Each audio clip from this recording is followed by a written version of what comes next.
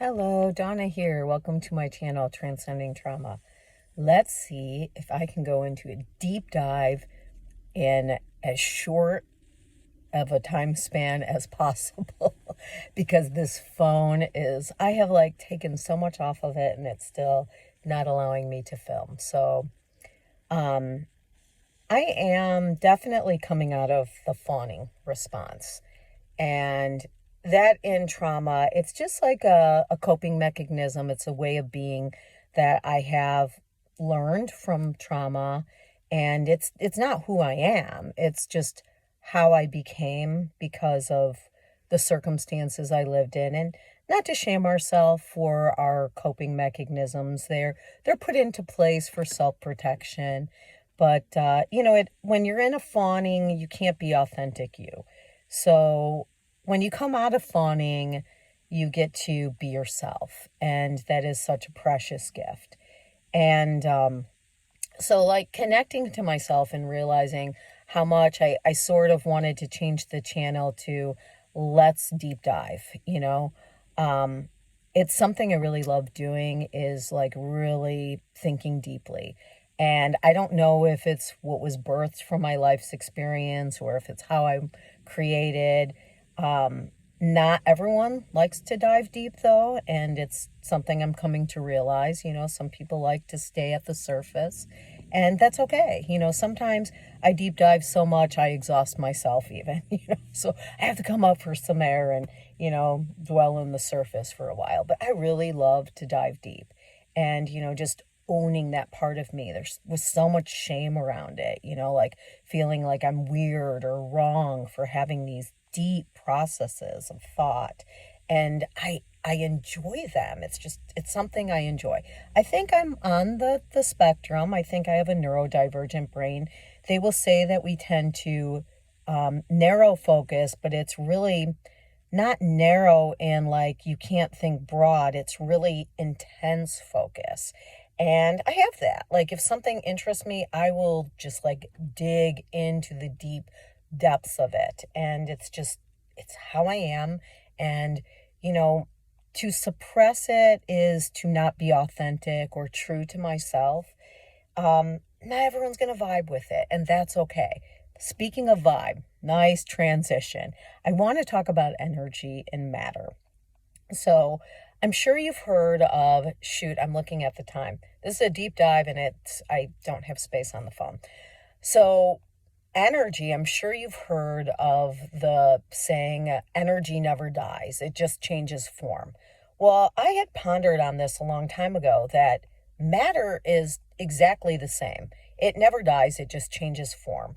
I mean, I remember when my kids were in Girl Scouts and we went to a forest preserve and the girl teaching the class, the facilitator, like had asked the kids, like, do you think we have more or less water than we did in the time of Cleopatra? And the answer was, we have the exact same amount. It's just in different form. And, so like things just change form. They don't like even the concept of letting go and seeing that things, um, everything is fleeting, life is fleeting, learning to let go. It's actually true, but not true because everything stays here always. It's just in different form. So even though things may be fleeting, they're not really fleeting. They're eternity. They're existing always. They're just in different form. So, that's like kind of a wild thing. Now, even more wild is that what is the difference between energy and matter? The only difference is how matter is energy. It's the manifestation, the physical manifestation of energy. It's just energy vibrating at a higher intensity. That's what creates matter. This is science. Energy at high vibrations creates matter. They can see that there's nothing really solid. It's just vibrating at a higher vibration. It's funny where people will say, oh, I want to vibe higher. It's like, well, You somewhat are already because you exist. That indicates high vibration. So, and I know there's some people that, well, what we could say are low, but they're actually vibrating high because they exist. Now, they might do things that are not so great. I don't know. We can ponder that too. But I'm going to stay on the topic of energy and matter. And I also want to let you know, like, one of the things that, like, an internal primal cry I had, like something that came out of me without any thought, just during a really distressful moment with someone that was really mistreating me. And I just screamed, I matter, you know? And so just to let people know how much you do matter and how amazing you are. You are energy vibrating at high frequency. You are the manifestation of the soul. The body. I want to read a quote from the Gospel of Thomas. And whether people believe in it or not, or they think it should or shouldn't be part of the Bible, it is a beautiful writing. And it's just mind-blowing. So think of this thought that they say Jesus said in the book or the Gospel of Thomas.